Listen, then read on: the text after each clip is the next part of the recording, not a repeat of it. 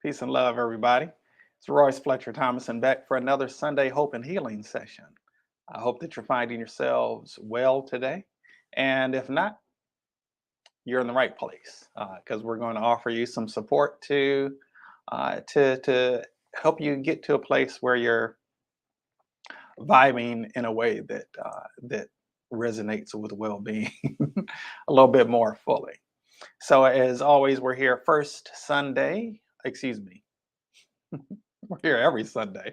We're here Sunday at 1 o'clock Eastern time, every Sunday on both YouTube and on Facebook, my personal page, as well as the Transcending the Matrix group page. And we're here every week offering encouragement, offering hope, offering support, uh, sharing some things that in my own life journey, my own spiritual journey, uh, how I've been able to overcome certain things and things I've found to work for me, as well as providing actual physical healing for people who are dealing with any type of physical health condition. We do live healings right during the broadcast, as well as, there's some type of emotional thing going on. We offer healing as it relates to that as well.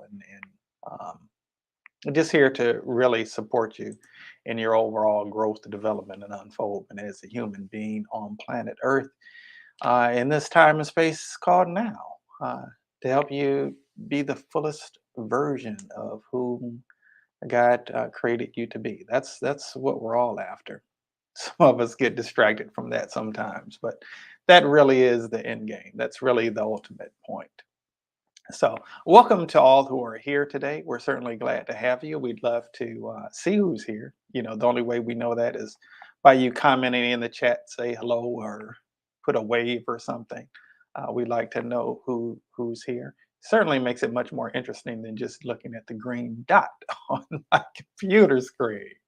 Um, but sending out just a bunch of love and light and overall good vibes your way.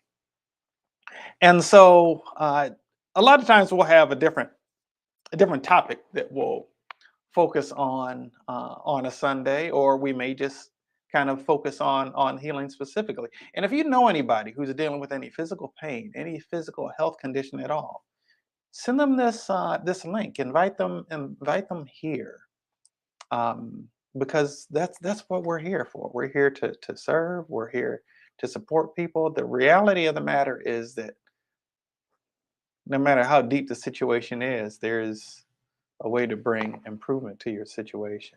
And I happen to believe that no sickness, no problem is beyond God's ability to heal and to restore. Um, what is a little bit of a question is how adequate of a vessel am I to serve in that capacity? But I'm thankful that I've been blessed to be a vessel of healing in the lives of a lot of people all over the world. Ultimately, God is the healer.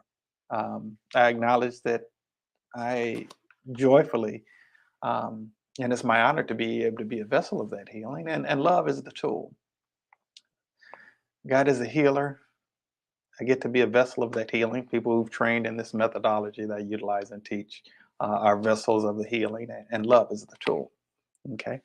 And so, from a heart centered space of compassion, I know that none of us have to be suffering and pain, and turmoil and trauma. And, I just, in the spirit of love, want to share what God has blessed me with to offer support in that area. I've been through stuff. I'm sure that you've been through stuff. We all have. That's just part of life on the planet, right? That's part of being human. It's part of the human condition. But there is a way out. I do believe that, and I do believe that, as I said before, something that I heard in college was that service is the rent that we pay for living on this planet, and I do believe that. I do believe that that's part of the divine design of God. That each of us has been placed with certain interests and certain abilities and certain talents, called to develop those talents into skills, become more highly skilled with our God given talents, and to use them in some way that supports the greater good. Okay. Uh, I believe in that. And so I'm here for it. So again, hello to everybody who is here today.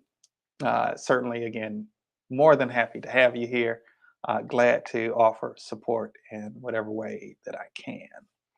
And so I actually want to share, I felt kind of led to uh, deal with this topic for today that's connected with something that I came across on Facebook in a group that I'm in on Facebook, and I saw it and I thought it was very powerful. Um, a lot of people I feel like can relate to this. I I am all about love. I'm all about love. If you've been around here at all, you know that. And yet, um, hmm, that doesn't mean that there isn't room for me to grow in that area. You know, uh, our again, another friend in college, also a minister, shared with me something that he had learned from someone uh, who kind of mentored him. He said that your misery is your ministry.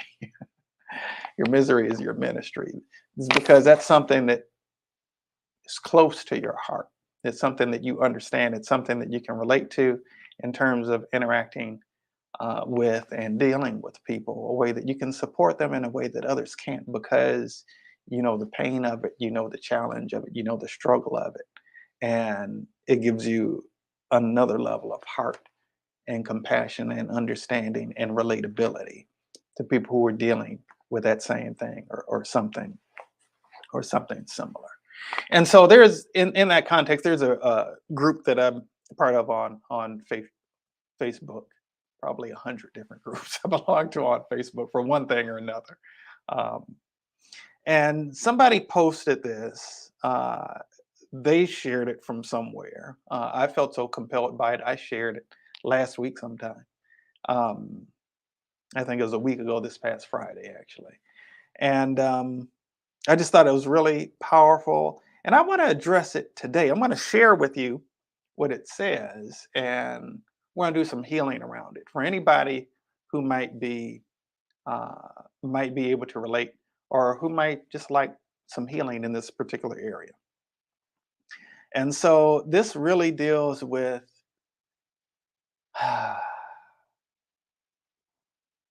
the ability to receive, the ability to receive.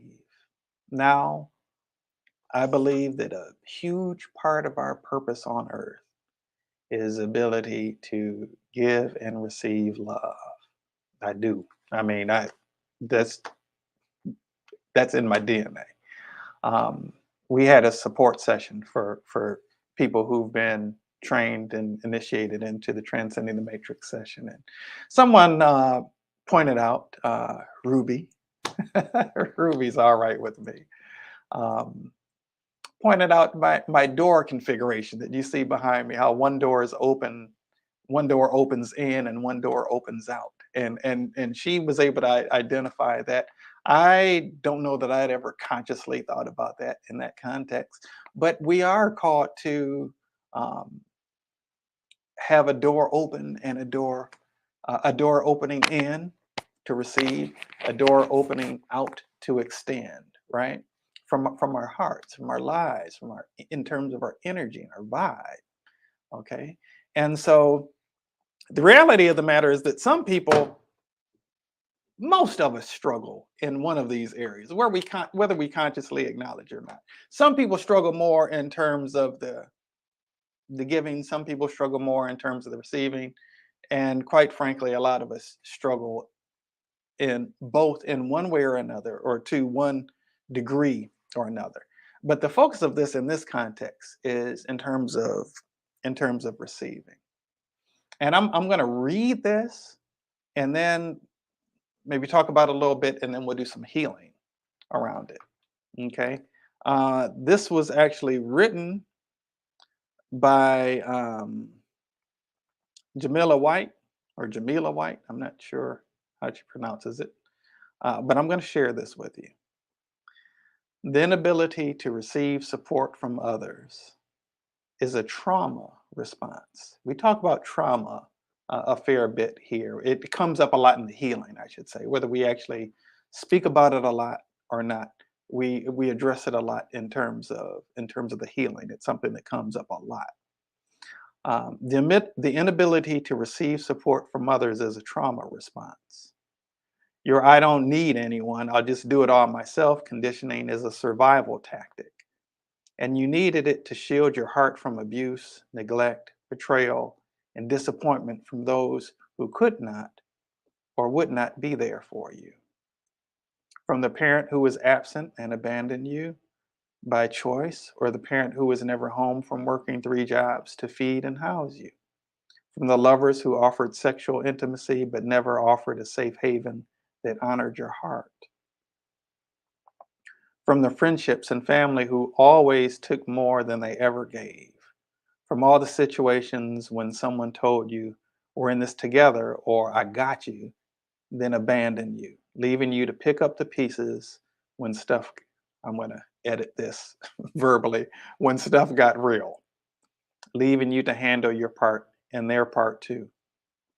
From all the lies and all the betrayals, you learned along the way that you just couldn't really trust people, or that you could trust people, but only up to a certain point. Extreme independence is a trust issue.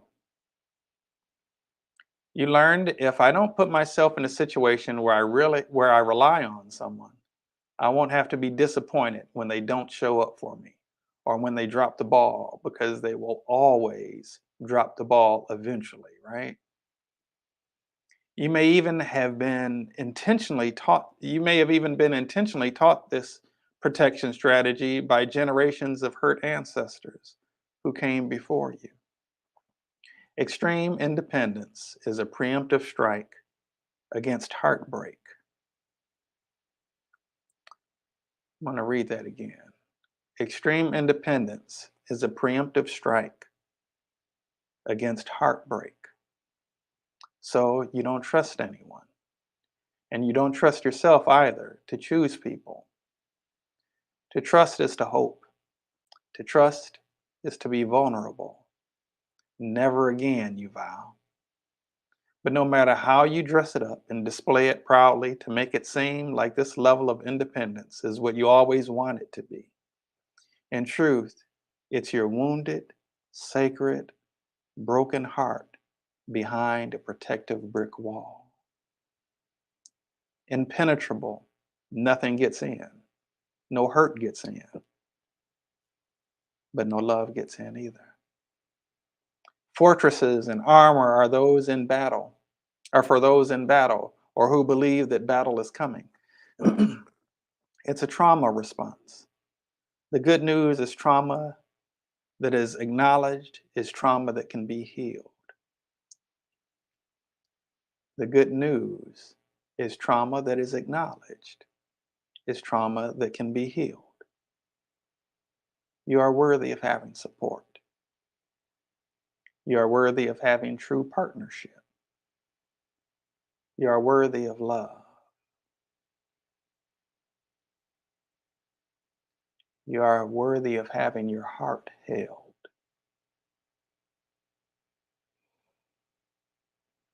You are worthy to be adored. You are worthy to be cherished.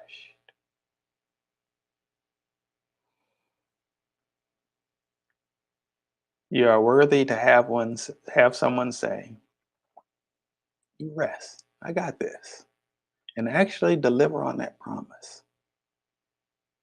You are worthy to receive. You are worthy to receive. You are worthy. You don't have to earn it. You don't have to prove it. You don't have to bargain for it. You don't have to beg for it. You are worthy. Worthy simply because you exist. I thought that that was very, very powerful. And so I wanted to share that because, I both in terms of my professional life and socially, um, I encounter people who don't understand how worthy they are of love. And I even occasionally encounter that person in the mirror. Everyone, I'm just putting it out there, to sharing the truth. We all, to a greater or lesser extent, wrestle with this to some degree. Okay. Even those who are incredibly selfish wrestle with their ability to receive love. And it serves as a defense mechanism to kind of keep it away, to keep from receiving. And as was said here, yes, to need another person to it requires a vulnerability. To receive, to be open to receive requires a vulnerability. And I think back in my own life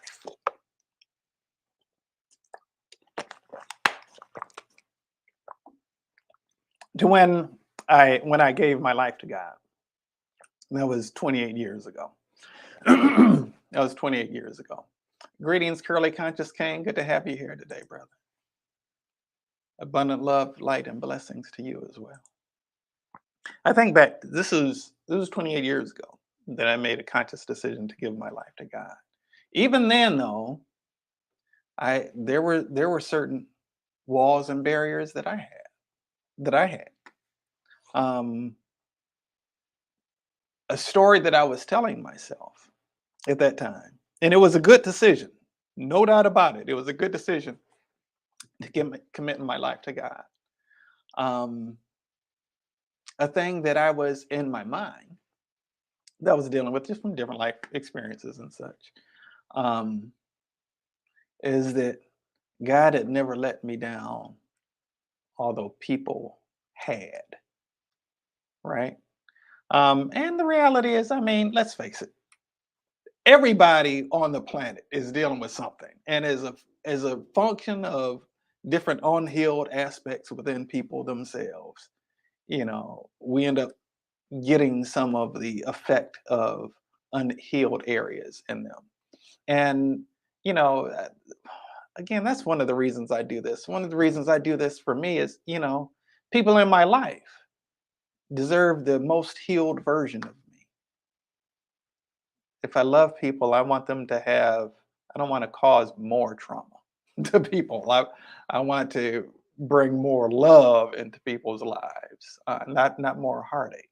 And so it's incumbent upon me to be as whole as I possibly can, to unpack as much baggage as I possibly can, to clear whatever walls there may be around my heart, to keep it as pure as I possibly can.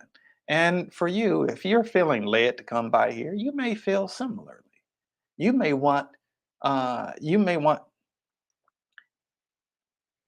to feel whole within yourself, and you may want to give the people that you love the best version of you. And so, yeah, I know that I have had life experiences where there were feelings of disappointment, like was said here, as I'm sure you have. All of us have. That's just part of being human.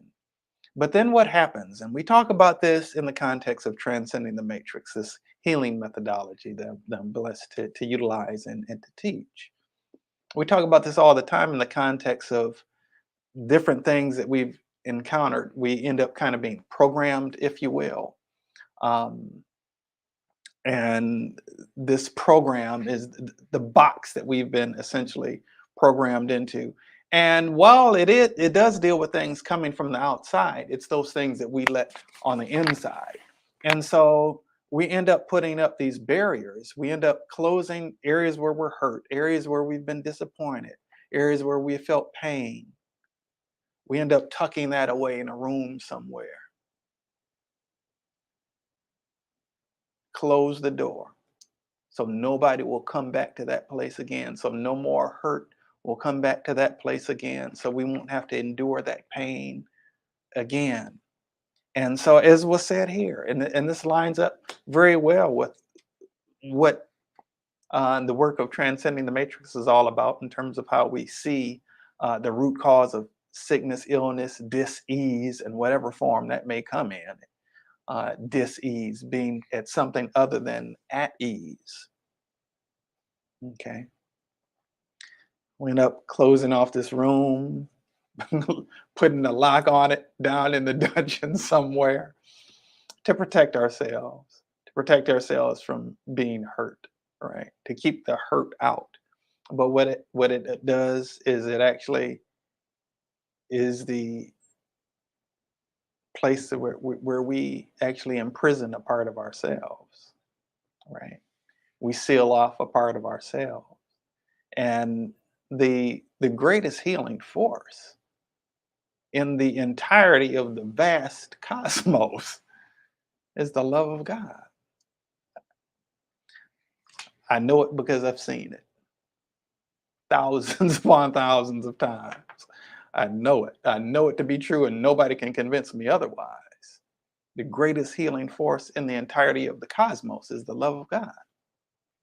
And what happens is that we end up experiencing these things, and we tuck those things away, like I said, in some chamber in some dungeon area of our beingness. Close the door, put a thick lock on it, try to keep anything from coming near it. Where we also close ourselves off from the love of God entering into that space and bringing healing into that space. And yes, right now, within our bodies, we carry the memories of everything that we've experienced from the point of our conception, stored in your cellular memory, within your DNA. Are the memories of everything that you've ever seen, heard, felt, tasted, experienced, right? You may not be able to consciously recall it. You may not be able to consciously recall that, but it's still part of your existence. It's still part of your experience. Okay. And there are a lot of things that we do subconsciously um, to keep at bay the things that we fear could hurt us, the things that we fear could hurt us. Now, we were just recently dealing with fear. I think it was last week, the week before. And we talked about the acronym false evidence appearing real. And somebody put something in the chat. I don't recall who it was. If it was Reverend Shirley or somebody put in the chat. It may have been Dr. Kafera. Somebody put in the chat. Face everything and rise. Also an acronym, in terms of that, overcoming that fear. My friend and brother Spencer Murray, something that he says that I appreciate is the thing that you're afraid of, do the thing and get the power. Okay. Because whatever it is that we're afraid of, it's having power over us. The reality is that God loves you. God really, really loves you. There's nobody that God has ever loved more than you.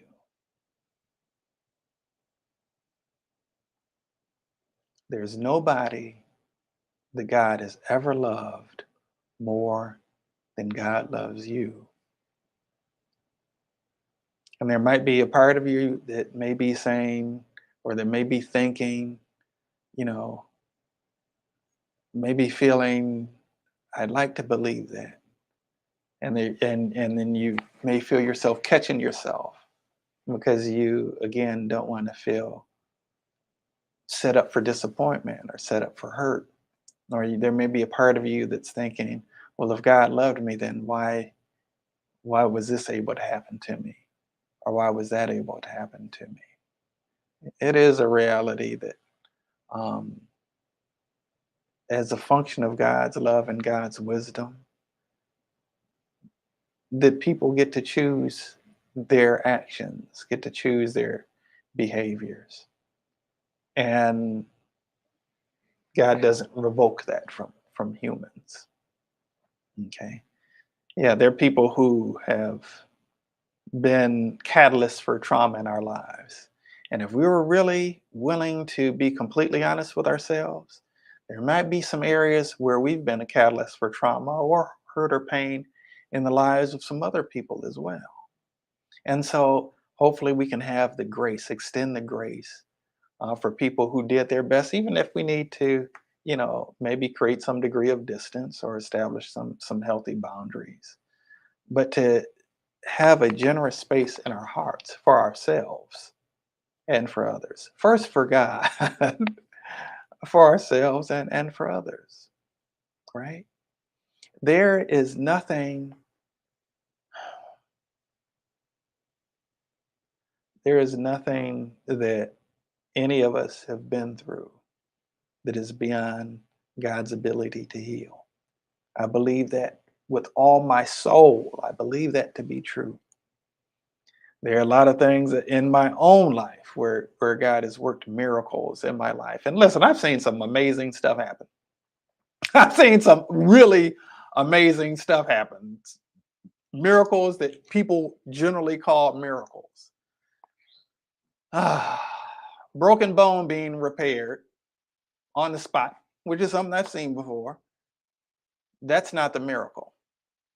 It may be referred to as a medical miracle, but that's ultimately not a miracle. A tumor disappearing like that, that's not a miracle. I've seen that happen, but that's not a miracle. It may be referred to as a medical miracle, but that's not really the real miracle. Okay. What's the real miracle? The real miracle is a changed heart. The real miracle is a changed heart. And I believe that what God is most concerned with is the state of our heart, is the state of our heart. And so all of us have some areas where we can allow our hearts to hmm, blossom a little more. I'll put it that way. Where we can allow our hearts to um, be filled with greater degrees of love and operate from a purer place of heart. And so we all have room to, as I said earlier, to receive and to even need to receive to a degree. Yeah, that can put us in a degree of vulnerability. That can put us in a degree of vulnerability. But being vulnerable isn't a bad thing if somebody's not going to hurt us. Okay. Being vulnerable is a requirement. Really, honestly, it takes courage to be vulnerable. It takes courage to be vulnerable because there is a risk that's involved. It takes courage to allow yourself to receive. It takes courage to recognize your 100% complete dependence on God. Whew. Think about it. How much stuff are we trying to do on our own rather than let God work? Now, do I believe that in a certain sense we are the hands of God? Do I believe, and have I said it many times before, that when God does something, God will use a vessel? Yes. Do I believe that God is a healer? Yeah, I no, I don't believe that. I know that for a fact. Um, have I seen God heal people? A whole bunch of times. I've been able to be a vessel of that healing on a bunch of occasions, right? Um, yeah, so I do believe that God does things through people. God doesn't just require people, though. There are some things that God doesn't require our active participation in. There's some areas where we need to stay in our own lane. My pastor coming up, Dr. Charles Adams. I remember something that he shared that his grandmother shared with him before he went away to college. She called him Sonny. And she said, Sonny, when you get down there to that school, I want you to get down on your knees and pray like everything depends on God. And then when you get up, and then when you get done praying, I want you to get up off your knees and work like everything depends on you. And so I believe there was a lot of wisdom in that. I believe there's a lot of wisdom in doing everything that you can, that you're supposed to do, and relying completely on God to do all the things that only God can do. Now that's a matter of finding the sweet spot in that. A lot of times there are things that we try to do where we try to force things, where we try to, oh boy, where we try to kind of help God along. Maybe we're not quite so patient with God. I'm guilty of it too. I do it sometimes too. We all do. We all do. But God is at work on our behalf. So let's work towards identifying the things that we're called to do and putting our hand to it completely. And then identifying the things that God doesn't need us to do and take our hands off of those things. Okay? All right. And so in my own life, like I said, there was a time where I felt like I could depend on God, but I couldn't depend on people. When I was pastoring, and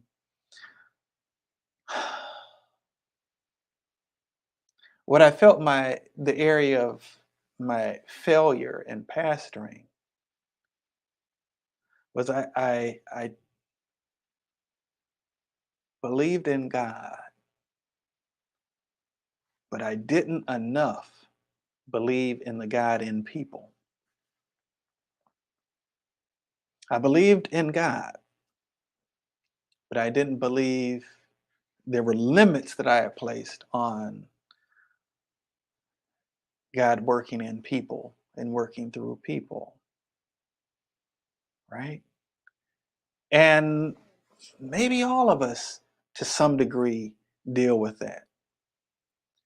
I was randomly, I don't even know why this was on my mind. I'm just now making the connection to it randomly, not long before starting this broadcast. The word namaste just popped up in my spirit.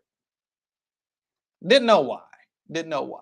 And for those who may not know, namaste essentially means the God in me sees, recognizes, and acknowledges the presence of God in you. The presence of God in me sees, recognizes, and acknowledges the presence of God in you. And so this was this was actually placed in my spirit shortly before the broadcast, without consciously thinking about um, that it was going to end up coming up in the broadcast. And so that definitely, I didn't see that coming. Thank you, though, God. Um, and so that was an area of failure for me. I wasn't able, I somehow felt like I could trust the presence of God in me, but didn't feel like I could trust the presence of God in other people. That was a trauma response. I can say that now. I didn't necessarily have the wherewithal to be able to identify it then. How many of you deal with something similar? How many of you want closeness but keep yourself at a distance? How many of you create distractions to keep from interacting with people? Ah,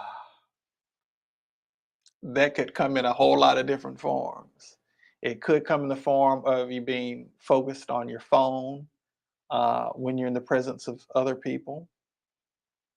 It could come in the form of just constantly busying yourself with whatever, okay, whether work or just busyness, right? Um, and how many of you know, by the way, there's a difference between being busy and being productive? There's definitely a difference. But sometimes, we create distractions from what it is that we, in some ways, most want and most need. And sometimes when we have the thing presented to us that we really want, sometimes we subconsciously push it away without even recognizing it. And sometimes it takes people bringing it to our attention, and then we might even be resistant when they bring it to our attention. But let's take a moment and at least look at it. Okay, I'm not saying that because somebody says something that it makes it true, but let's at least take time and look at it genuinely and allow ourselves to see what areas within ourselves that there may be some truth to what people are saying, especially if multiple people are saying it, right? There was a time I was talking to a buddy from, we were in college together. Um, and we were talking the other day, and I was sharing with him that it was just sometimes people would imitate me, right?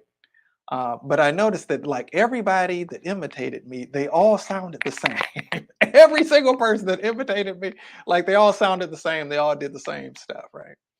And so, you know, it led me to believe that there may be some truth to that.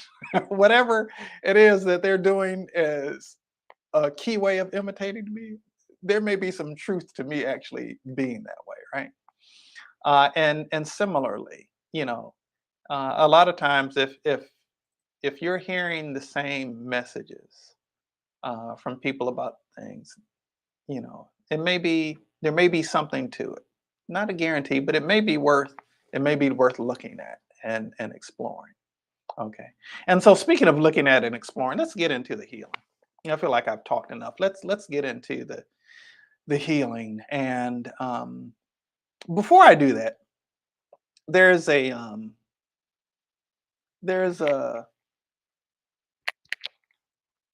affirmation I just wanted to share real quickly. Um, and that affirmation is,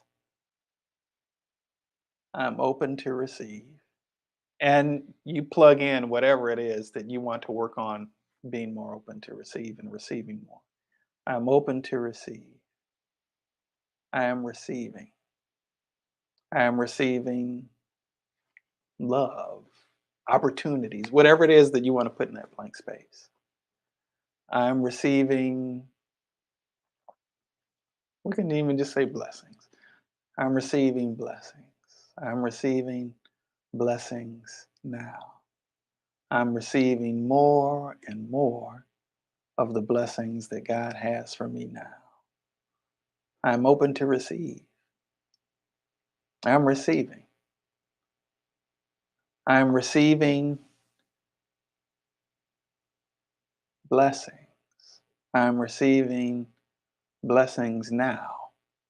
I'm receiving more and more of the blessings that God has for me now. I'm receiving.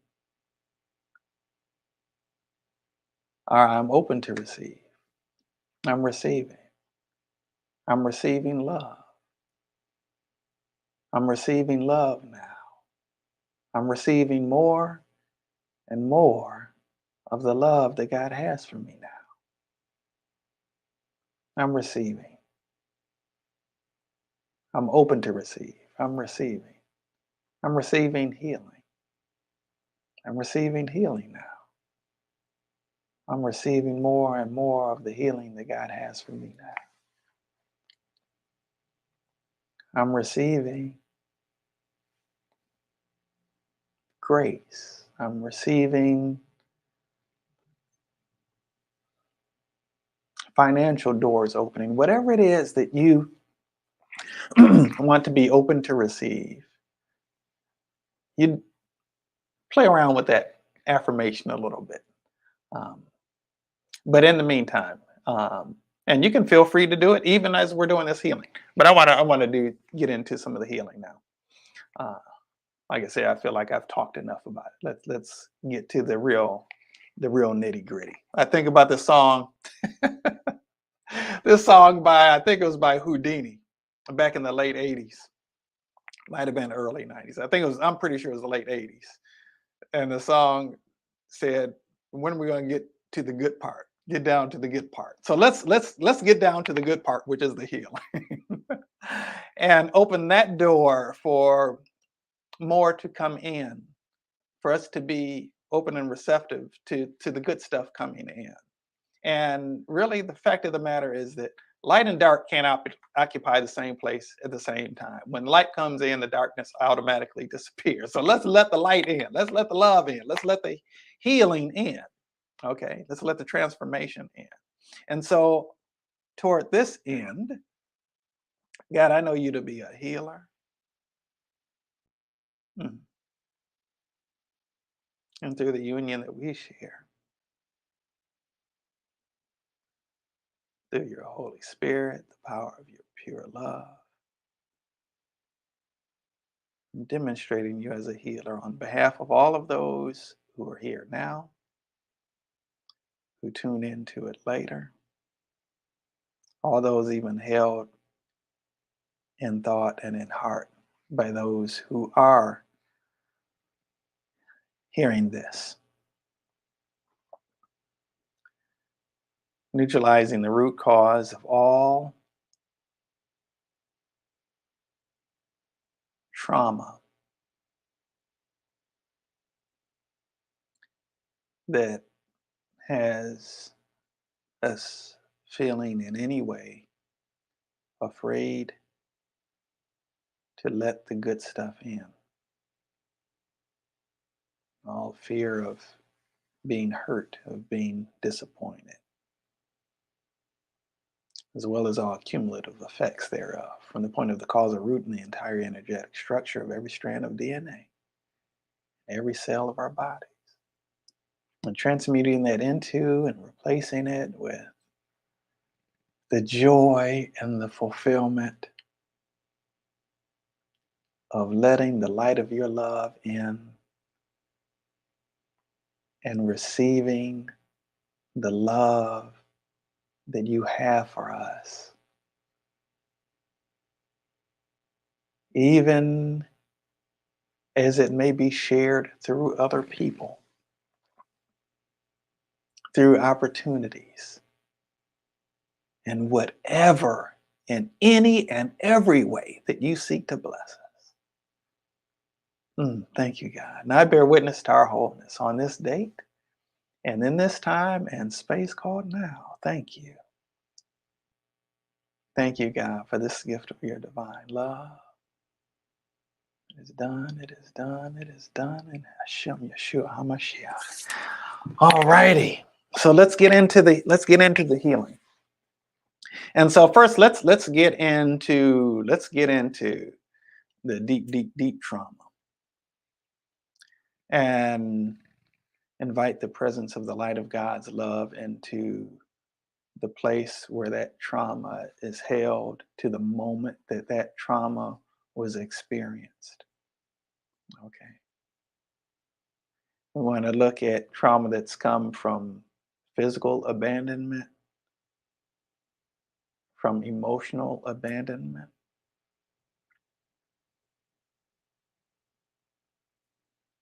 Okay. Replacing that with being completely embraced and caused to feel safe, protected, nurtured, provided for.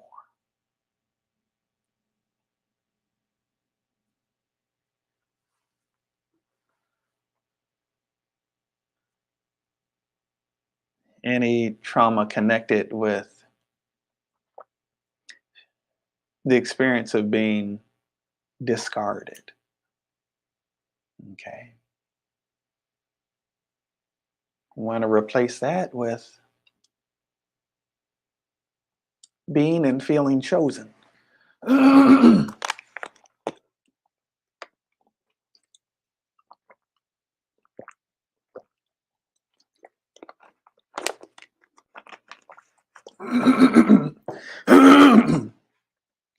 I deal with any feelings of condemnation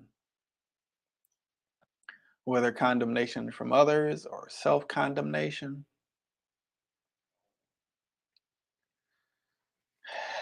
We want to completely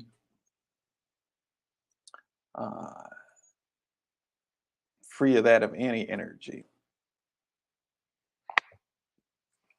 and pour that energy into feeling embraced, feeling loved, feeling honored, feeling cherished, feeling protected, and experiencing grace. I want to look at trauma in terms of uh, fetal trauma. Okay.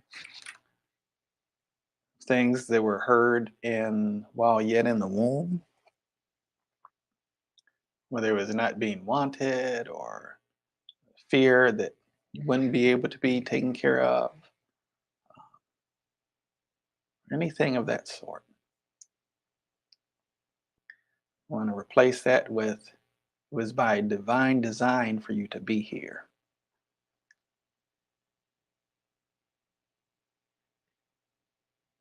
And it was under extremely, um, a lot had to be overcome for you to get here. And so you were intended to be here. You were intended to be conceived. You were intended to be born. You were always intended to be loved. And you are loved now. Okay.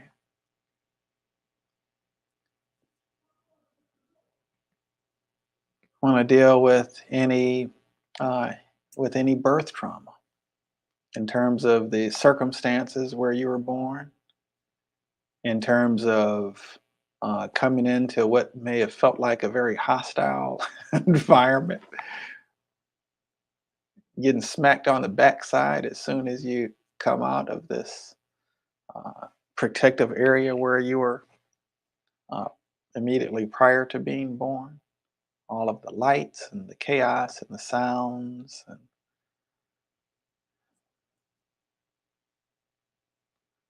okay, to the experience of the umbilical cord for which your whole life was dependent upon, just suddenly being cut, and the sense of being cut off from that which gave you life, that which gave you nourishment, that which gave you air, that which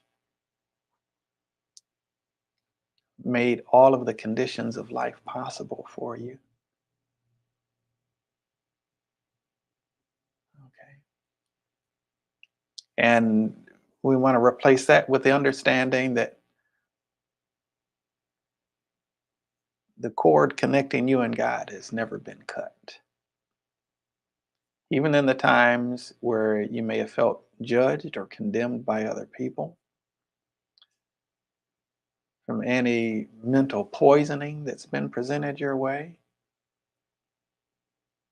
with any false thoughts within the collective consciousness of humanity or that you've been socialized to believe,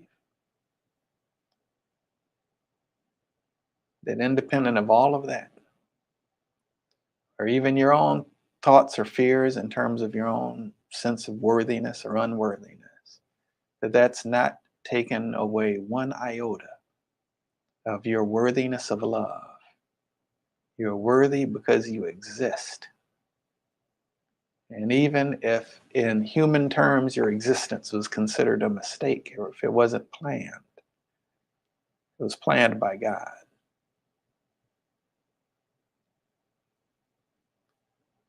And so because you exist, you are worthy. And we want this truth to resonate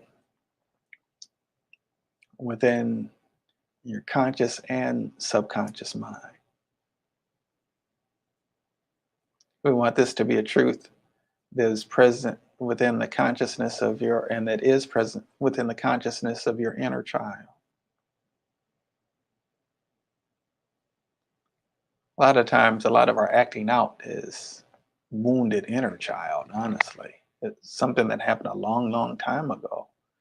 that we still didn't quite make sense of. And then other things are added on top of it, compounding those things that originated when we were little or even before we were born in a lot of situations. Ancestral things that were passed down from one generation to another. We want to address that in some healing right now.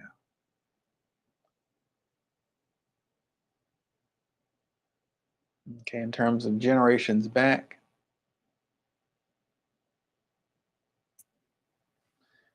back 326 generations.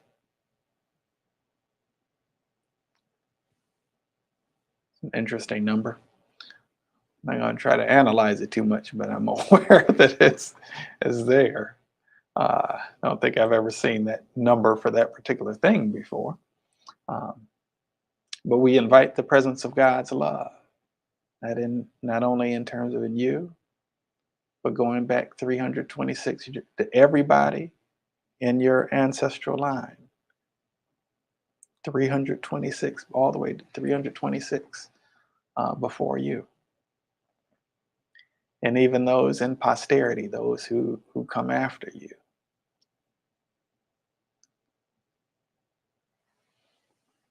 Yes, thank you, God.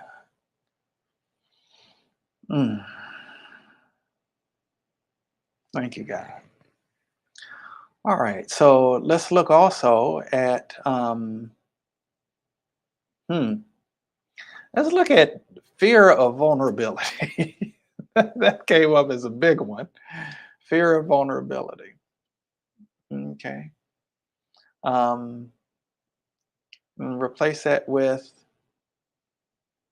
not just you thinking that you're safe when you're vulnerable, but actually being vulnerable.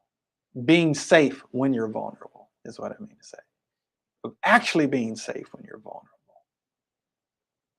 I think there's something a minister named Howard Thurman said that always stands out with me. To know an ultimate security and an ultimate vulnerability, this is to be loved. Okay. I said before, the more we recognize our complete dependence on God, the better off we are. Oh gosh. The more we recognize our complete dependence on God, the better off we are. Thing is, God is not going to leave us, not going to forsake us. What happens is we leave God in our thoughts and our mind, uh, just stemming from our own baggage. Okay. All right. Now I want to offer some support in terms of openness to receive the presence of God. And even with that, something that's coming up as a blockage for that is fear of being condemned, fear of being limited, fear of being restricted. Okay. There's certain places I just don't go. There's certain things I just do not do. Um, and not so much because I'm scared of what God will do to me. I do believe that it's important to have an awe of God, a healthy awe of God, of reverence. Um, but a lot of things I do or refrain from doing is because I love God. Because I love God. And not just that, and not so much that I don't want like to disappoint God or hurt God's feelings, but because of the love that I feel, I want that love to flow. I want to do loving things. I want to operate from a loving space for the sake of the love itself, for love's own sake, right? Um, yeah, and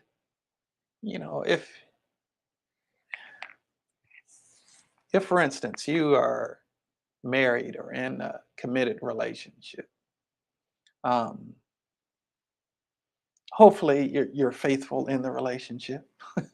Hopefully, um, and you could be faithful because you think you'll get caught. Uh, that's the best reason you got to be faithful. It's not a bad one. There are better reasons for it though.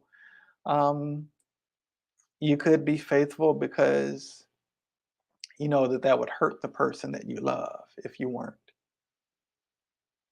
Or you could be faithful because you love this person, and what's the point of even going in another direction? And that would not allow you to be in the place where you could pour the most love possible into the person that you do love and that you choose to be with. All right. I think that's maybe even a better reason. Okay. And so, in terms of just operating in life, whether it's in terms of your interactions with other people or just in terms of your love for God, um, it's not a matter of you being restricted or you being limited. It's because love is moving you, inspiring you to operate from that space of love. And so things that wouldn't be in the most loving direction, it's not even in your heart or your interest to do those things, right? It's just not where you are. Okay. And so I want to address all fear of, oh, fear of isolation came up. Fear of being isolated. And so we want to address that and actually replace that fear of being isolated with trust and faith in the God putting people in your life that resonate with the new place that you're going. Okay. So you don't have to feel so isolated, but maybe your tribe is just updated. Or not just updated, but upgraded. Hmm. Feel my help coming on that one. All right. And so let's look at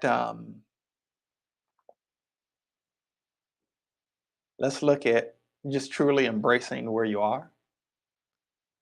Uh, and look at any resistance to where whatever your current season is, and replace that with embracing with what the present moment has to bring.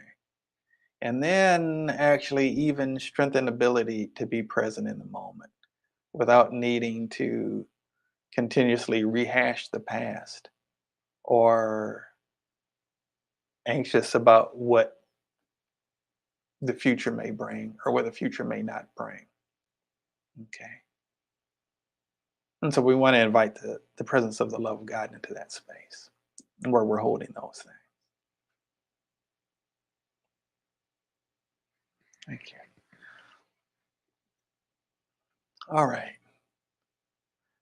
Coming back to fear again. ah,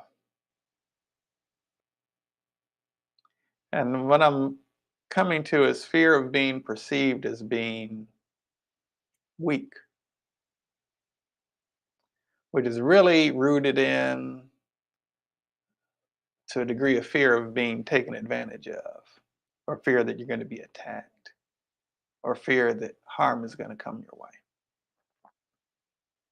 And so we want to address that. We want to clear that out and replace it with, you know, if you were walking down the street and you had a bunch of people around you whose sole purpose in that moment was to protect you, big, strong people, maybe armed, um, you might not be very large in stature, but would you probably feel safe in that situation? Just walking down the street? Probably so. You wouldn't have to worry about doing anything to be protected.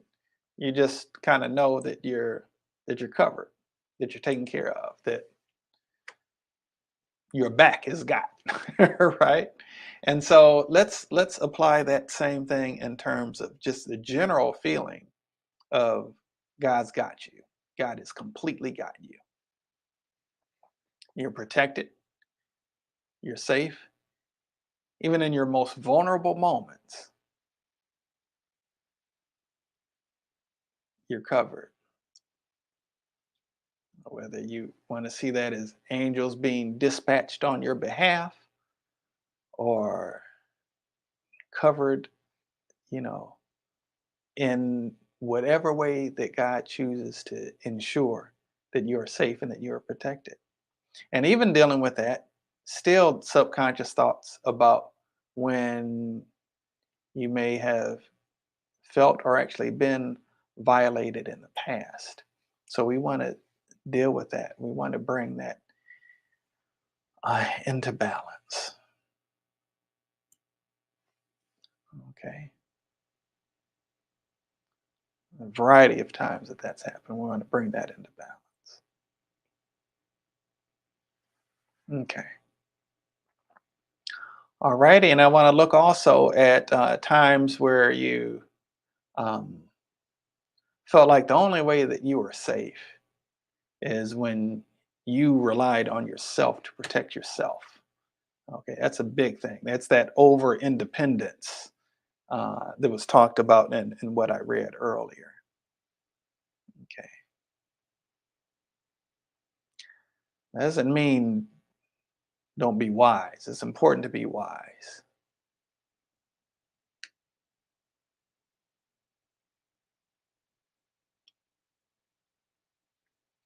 But what's greater than wisdom is the love of God.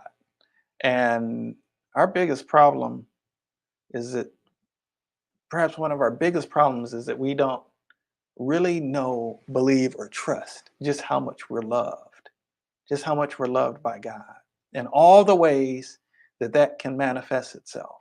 And so we have all of these stories going on in our minds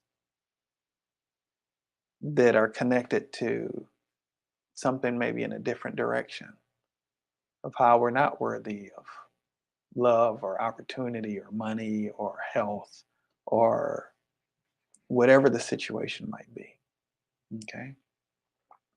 All right. So I want to just deal with any kind of um, negative programming where that's concerned. Okay. Whatever it is that we're thinking that we're too whatever or that we're not enough of whatever. Okay. Or whatever way we might be thinking or feeling, even on a deeply subconscious level, that we're damaged goods. We want to replace that by welcoming in the light of God's love as a healing balm to transform that, to bring us back to a state of wholeness, where we experience ourselves as wholeness, as whole. And we're consciously and subconsciously aware of our wholeness and operate from that space of wholeness, genuine, authentic wholeness. Okay. When I look at deeply held subconscious victim mentality, welcoming the presence of the light of God's love into that space to the point of the root cause of that. Okay. All right. And replace that with being and feeling victorious, feeling like a victor. All right. And within that context, even, I want to look just for a moment at the thought that victory is something that we have over others, that we're competing against others, trying to be victorious over others. Either they win or I win. Transmuting that, replacing that with the awareness that victory is something that we have over our own stuff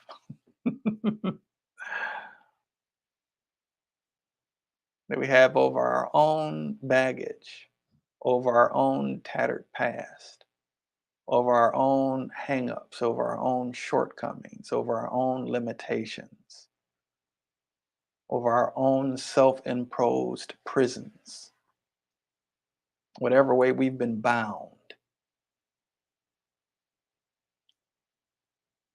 becoming really, truly free. Be truly free. Free to receive the goodness of God flowing actively and abundantly in your life.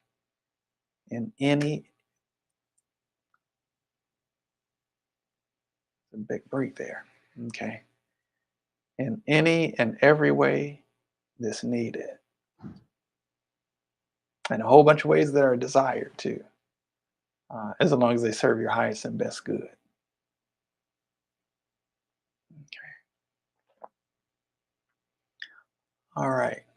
And I want to look at this self-sabotage mechanism. We want to deactivate uh, self-sabotage mechanism or self-sabotage impulse. And again, bring into that space. Just openness and receptivity to God's bounty, goodness, and love in your life in whatever way is needed, in whatever way would serve your highest and best good, and the highest and best good of everybody involved.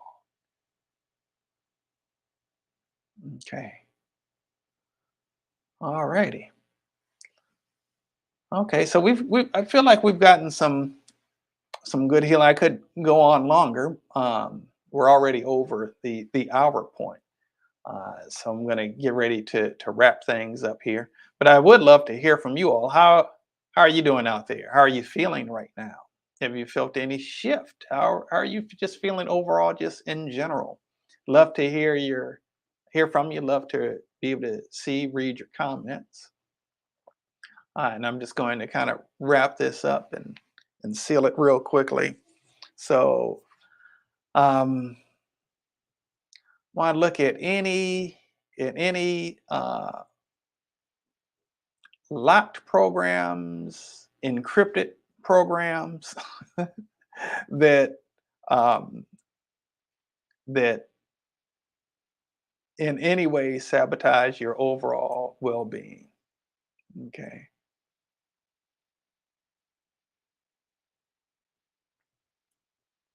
Okay. All right. I'll deal with that. And allowing for the fact that this healing has actually happened. Not that it's going to happen, but that this healing has happened. That it has happened. And that it is fulfilled. All right. And so, God, thank you so much for this healing that you've allowed to take place today and that you've allowed us to participate in. Thank you for the love that you have for us and all of the fun and exciting ways where it's becoming made known to us. We thank you.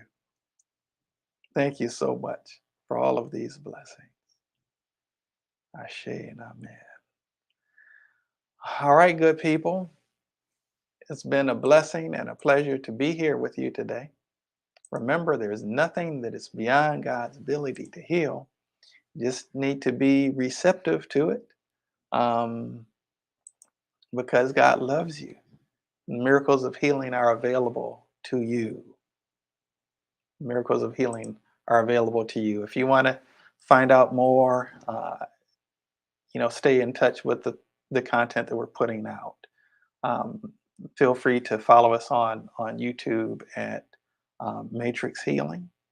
Um, it's not a whole lot of content I'm necessarily putting out. I'm working to do more on Instagram at Transcending the Matrix. We also have the Transcending the Matrix group. Uh, Feel free to check those out as well. And we've got some upcoming training, Transcending the Matrix Level 1 in September. That deals with all things as it relates to physical healing.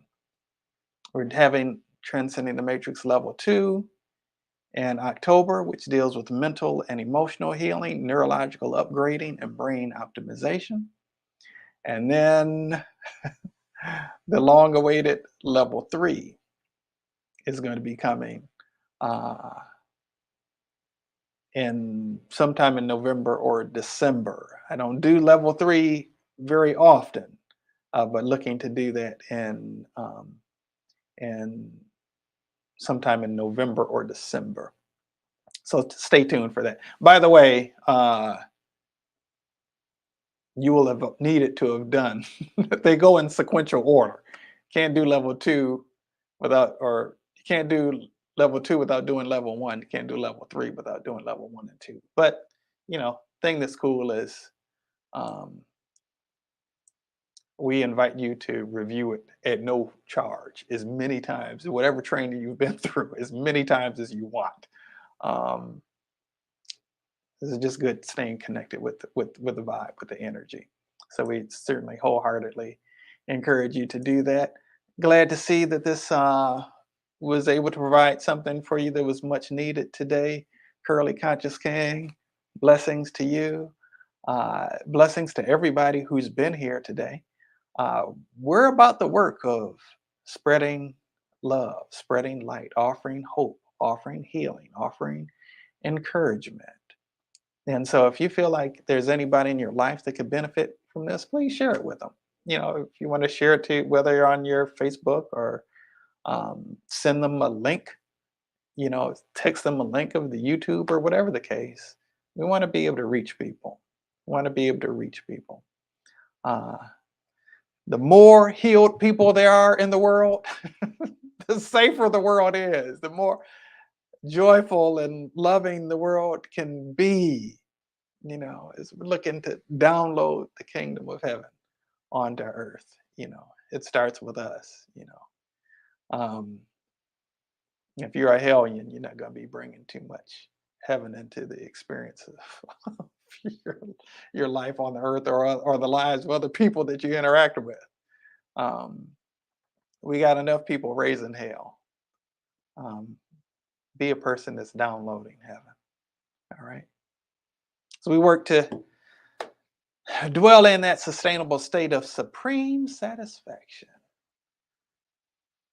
sending you forth into your day, into your week, as always, with peace and love. Catch you next time.